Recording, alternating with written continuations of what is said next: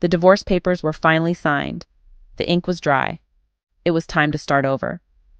That's how I ended up in Shaddam, Alabama, population 312, a town where time seemed to stand still. I needed that. My grandfather's old house stood on a hill overlooking the town. It was a sprawling Victorian mansion with peeling paint and a mournful air. The house was full of memories, most of them good. My grandfather and I were close. I spent summers here as a kid, but there was always something a little off about the place. Something in the shadows, something in the silence. I told myself it was just the stress, the divorce, the move. I told myself it was all in my head. But deep down, I knew better.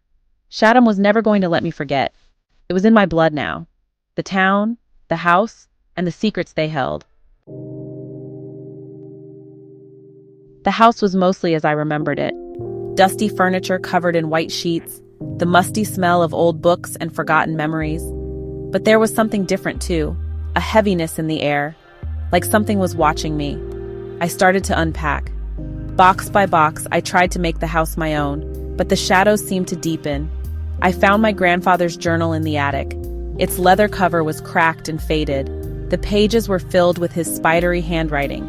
As I read, a chill ran down my spine. He wrote about strange noises at night, a whistling sound that seemed to come from the woods, a feeling of being watched.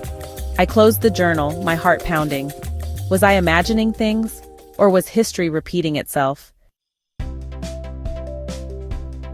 Night fell over Shaddam. The silence was broken only by the chirping of crickets. I tried to read, but I couldn't concentrate. The journal's words kept echoing in my mind. Then I heard it, a faint, high-pitched whistle.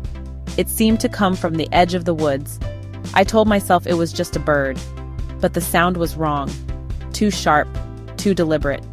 I went to the window and peered out into the darkness. The trees stood silent and still. The whistling stopped. I stood there for a long time listening, but there was nothing, just the sound of my own breathing. I closed the window and went back to bed, but sleep wouldn't come. Every creak of the house, every rustle of leaves outside my window sent a shiver down my spine. The next morning, I went into town. I needed supplies, and I needed to talk to someone, anyone. The general store was like something out of a time capsule. Shelves were stocked with dusty goods. The old man behind the counter looked at me with suspicion in his eyes. "You the fella moved into the old Blackwood place?" he asked, his voice a gravelly rasp. I nodded. "Hear any strange noises at night?"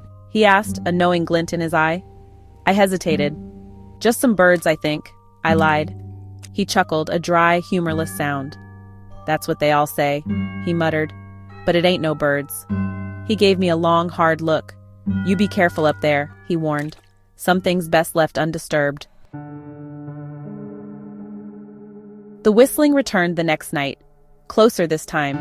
It seemed to be coming from the garden. It was louder too, more insistent, like it was trying to get my attention. I tried to ignore it. I turned on the TV. I read a book, but I couldn't escape the sound. It was like it was inside my head. I went outside, armed with a flashlight. I searched the garden, the trees, the bushes. There was nothing. The whistling stopped the moment I stepped outside. I went back inside, my nerves on edge. That's when I noticed it. A single word scrawled on the dusty floor. Leave. Fear coiled in my gut. This was no bird. This was something else. Something evil. I called the sheriff. A tired-looking man with bloodshot eyes, Deputy Haskins, if you can believe it, showed up an hour later. He listened patiently to my story. The whistling, the word on the floor, the feeling of being watched. He didn't laugh. He didn't even blink. "Your grandfather," he said slowly. "He used to talk about the same things. Said it was a restless spirit, guardian of the land." His words sent a chill down my spine. "Did he ever say how to stop it?" I asked. He shook his head. "Some things," he said, "you just gotta live with." He gave me a pat on the shoulder. "You call if you need anything," he said. Anything at all. But I could tell he didn't think I'd be there much longer.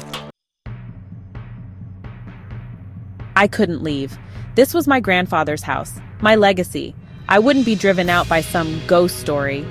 I boarded up the windows, I locked the doors, I bought a dog, a big, mean-looking Doberman for protection. The whistling continued, night after night, closer and closer, louder and louder. It was relentless, unyielding.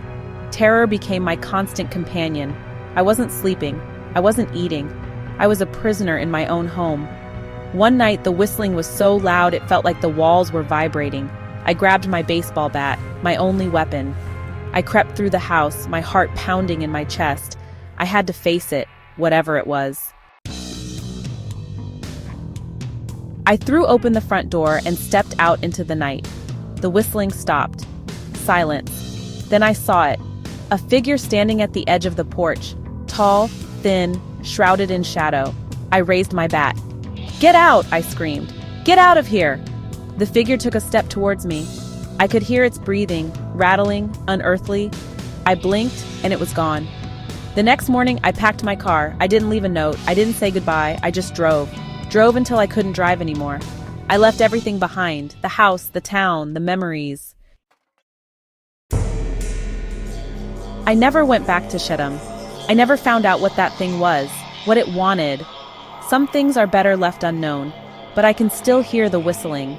In my dreams, in the dead of night, a constant reminder of the terror I faced, of the secrets buried deep in the heart of that small town, Shaddam, Alabama, population 312, and something else, something sinister that continues to haunt my every waking moment.